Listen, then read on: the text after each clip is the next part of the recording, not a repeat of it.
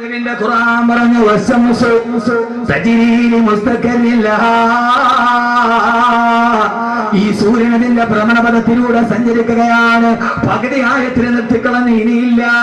ഒരു ശാസ്ത്രം പറയാൻ പകുതി ആയത്ത് എന്നിട്ട് ഇടയ്ക്ക് കയറിയിട്ട് പറഞ്ഞ് നീ ചിന്തിക്കണ്ട, അത് ഈ പ്രകൃതിയുടെ സൗന്ദര്യമാണെന്ന്.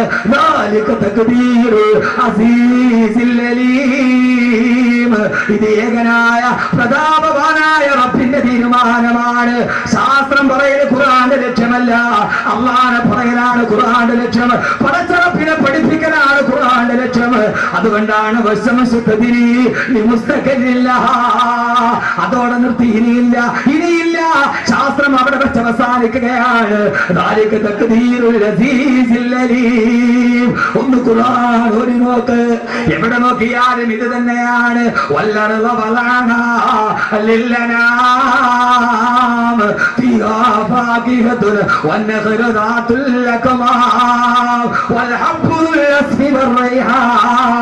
فبأي آلاء ربكما تكذبان والأرض ഭൂമി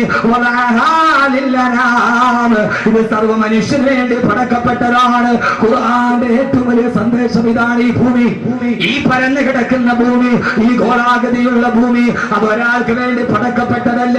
ഇത് മുസ്ലിമിന് വേണ്ടി മാത്രമല്ല.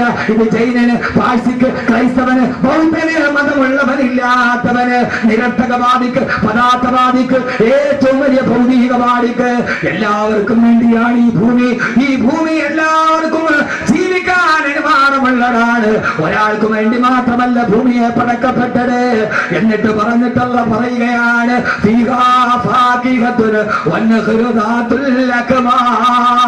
പറയുന്നത് ദുനിയാവിനെ കുറിച്ചാണ്. ഈ സുന്ദരമായ നെൽക്കതിരുകൾ, ഈ സുന്ദരമായ ഭവിടങ്ങൾ, ഈ സുന്ദരമായ ഭൂമേതകങ്ങൾ, ഈ കാണുന്ന പടവർഗങ്ങൾ, ആഹാര പദാർത്ഥങ്ങൾ,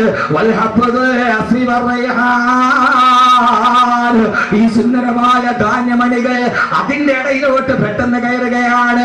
അതിന് നിങ്ങളുടെ മനം മയക്കരുത്. ഭക്ഷണത്തെ കുറിച്ച് പറയാമെന്നതല്ല വിശുദ്ധ ഖുർആൻ.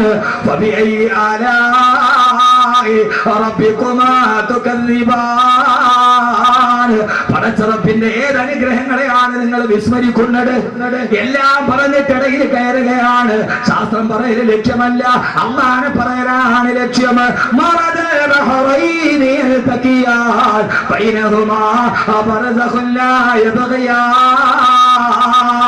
എത്ര ആളുകൾ ഓടുന്ന സൂറത്താണിത്. രണ്ട് സമുദ്രങ്ങൾ വന്ന് ഒരുമിച്ച് ചേരുന്ന സ്ഥലമുണ്ട്. രണ്ട് സമുദ്രങ്ങൾ ചേരുന്ന സ്ഥലം. ഇന്നും കാസ്പിയൻ കടലും മെഡിറ്ററേനിയൻ സീയും തമ്മിൽ ഒരുമിച്ച് ചേരുന്ന സ്ഥലം. രണ്ട് കടലുകൾ എവിടെ വെച്ചാണോ സംഗമിക്കുന്നത്, ആ സംഗമിക്കുന്ന സ്ഥാനത്ത്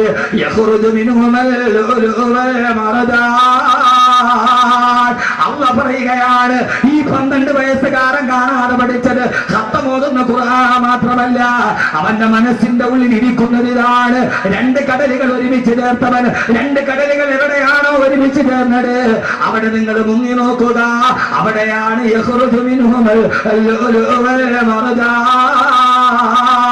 കടലിന്റെ അടിയിൽ നിന്ന് കിട്ടുന്ന ഏറ്റവും വിലപിടിപ്പുള്ള രത്നങ്ങളും പവിഴമുത്തുകളും ഗോമേതകങ്ങളും അവിടെ തന്നെയാണ് സ്ഥാപിക്കപ്പെട്ടിട്ടുള്ളതെന്ന് ഓതി പറയുന്നത്. അത്ഭുതം ഇവിടെയല്ല, ഖുർആൻ അത്ഭുതങ്ങളുടെ മഹാത്ഭുതം.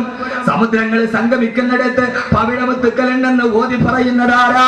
ജീവിതത്തിൽ ഇതേവരെ സമുദ്രയാത്ര ചെയ്തിട്ടില്ലാത്ത, ഇതേവരെ ഒരു കപ്പലിൽ കയറി സമുദ്രത്തിൽ യാത്ര ചെയ്തിട്ടില്ലാത്ത ആമിനയുടെ മുത്തുമോനെ മുത്തലീ നബി മുഹമ്മദ് മുസ്തഫ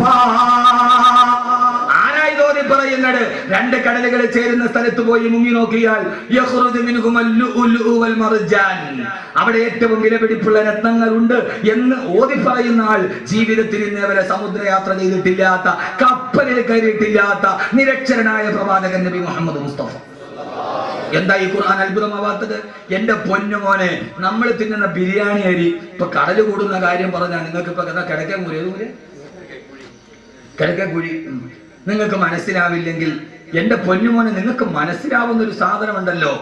ഇപ്പൊ ഞാൻ അസ്ട്രോണമി പറഞ്ഞ, താരാപഥം പറഞ്ഞ, ഗാലക്സി പറഞ്ഞ, പ്രകാശവർഷം പറഞ്ഞ, ഇനി മനസ്സിലാകുന്നില്ലെങ്കിൽ പെണ്ണുങ്ങളെ നിങ്ങൾക്ക് മനസ്സിലാവുന്ന ഒരു സാധനം ഉണ്ടല്ലോ. ഈ കുടച്ചതിനുള്ള സാധനം ഉണ്ടല്ലോ, ബസ്മതി അരി, ബിരിയാണി അരി.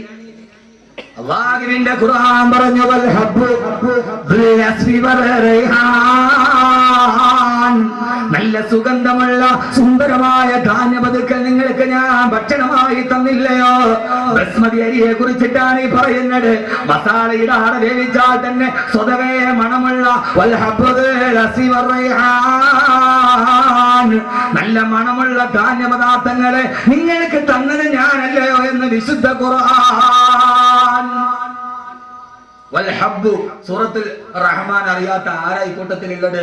നീ ഓതുന്നത് ഇതാണ് ഞാൻ പറഞ്ഞത്. ഖുർആനിൽ നിന്ന് പരിചയപ്പെടുന്നു. വൽ ഹബ്ബു ദുൽ അസ്ഫി വർ റൈഹാൻ, ബസ്മതി അരി വെറുതെ മസാല ഇടാതെ വേവിച്ചാൽ തന്നെ അതിനൊരു മണമുണ്ട്. വൽ ഹബ്ബു ദുൽ അസ്ഫി വർ റൈഹാൻ, ഖുർആൻ എന്ന് പറഞ്ഞാൽ മൂല്യാക്കുട്ടത്തിന് മയ്യത്തിന്റെ ചുവട്ടിലിരുന്ന് ഓതിയിട്ട് കൈമടക്ക് മേടിക്കാനുള്ളതാണ് എന്ന് ലോകത്ത് പറഞ്ഞു നടക്കുന്നവരോട് യഥാർത്ഥത്തിൽ ഖുർആൻ അതല്ല. അതുകൊണ്ടാണ് നിങ്ങൾ യഥാർത്ഥത്തിൽ ഈ ഖുർആൻ എന്ന് മാറിപ്പോയത്. എന്തുകൊണ്ട്? ലോകത്ത് 2 വിദ്യാഭ്യാസ ധാരകളുണ്ട്. ഞാൻ പറഞ്ഞ മനസ്സിലാവണുണ്ടോ?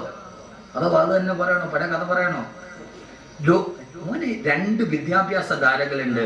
ഇപ്പൊ യഹിയാ ഖാൻ സാഹിബ് മരിച്ചപ്പോ അള്ളാഹു അദ്ദേഹത്തിന്റെ ഖബർ വിശാലമാക്കി കൊടുക്കട്ടെ. ഈ ആയത്തിന്റെ വെളിച്ചം ആ മണ്ണിനടിയിൽ അള്ളാഹു നൽകി അനുഗ്രഹിക്കട്ടെ. ഇവർക്ക് വേണമെങ്കിൽ അദ്ദേഹത്തിന്റെ പേരിൽ ഒരു ഇംഗ്ലീഷ് മീഡിയം സ്കൂളും വിടാം, കഴിയില്ലേ?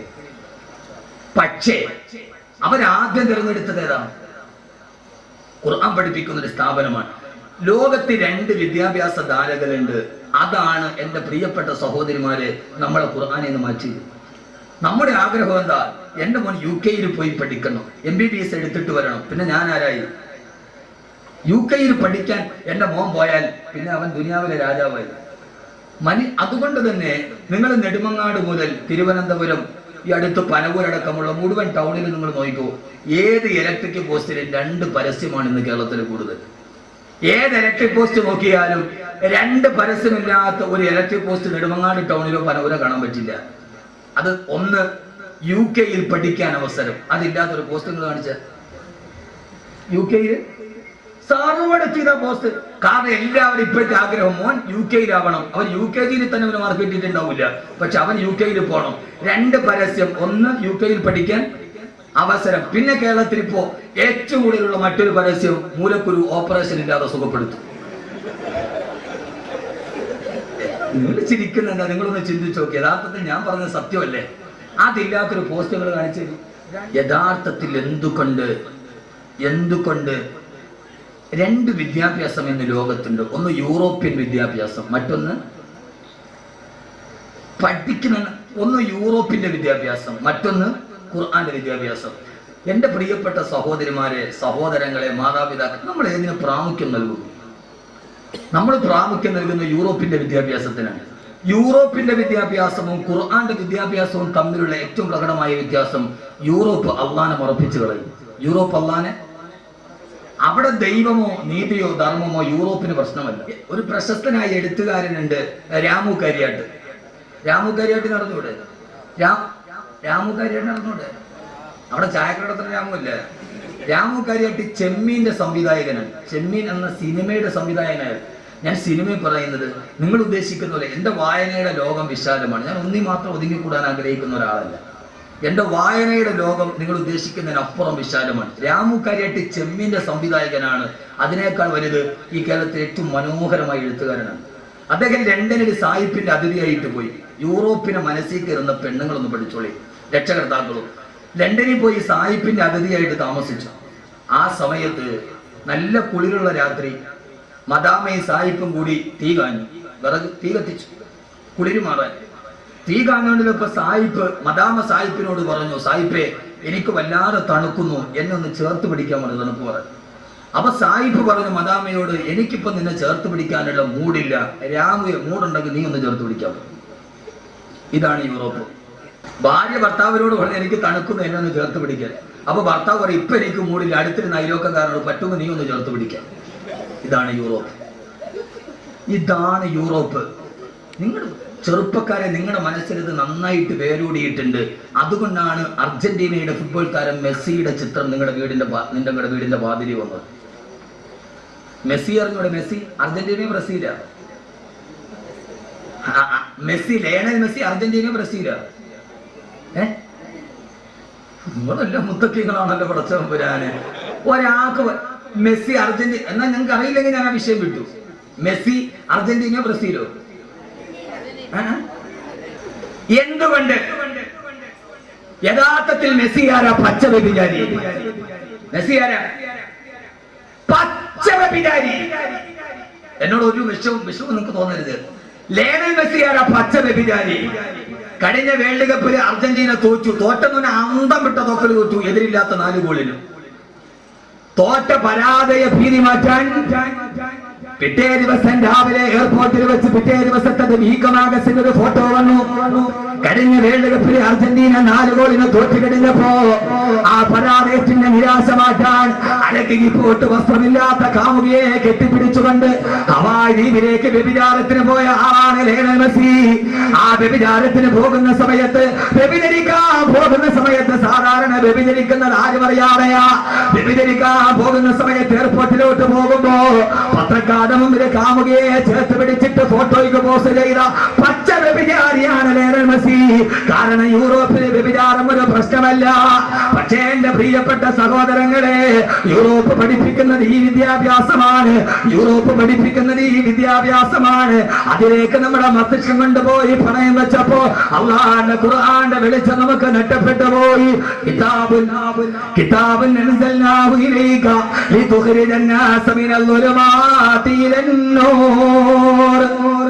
മനുഷ്യന്റെ ഹൃദയത്തിലേക്ക് വെളിച്ചം കൊടുക്കാൻ വേണ്ടി വന്ന, തമസിൽ നിന്ന് ജ്യോതിസിലേക്ക് കൊണ്ടുവരാൻ വേണ്ടി വന്ന ലോകത്തിലെ ഏറ്റവും വലിയ വ്യഭിചാരിയെ പോലും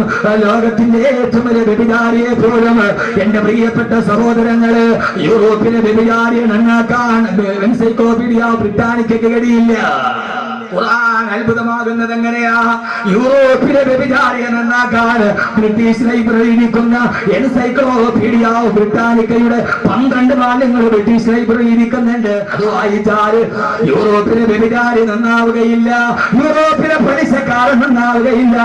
പക്ഷേ ലോകചരിത്രത്തിലെ ഏറ്റവും വലിയ വ്യഭിചാരിയെ അവന്റെ ഹൃദയത്തിന്റെ ഉള്ളിലേക്ക് ഇറക്കി ചെന്നിട്ട് അവനെ ലോകത്തിന്റെ ഏറ്റവും നല്ല മനുഷ്യനാക്കി മാറ്റാൻ ലോകത്തിന് കഴിഞ്ഞ ഒരു മാനവിക ദർശനത്തിന്റെ മഹാത്ഭുതമുണ്ടെങ്കിൽ മഹാത്ഭുതം ഏതെന്നറിയോ? അല്ലാഹുവിന്റെ വിശുദ്ധ ഖുർആൻ.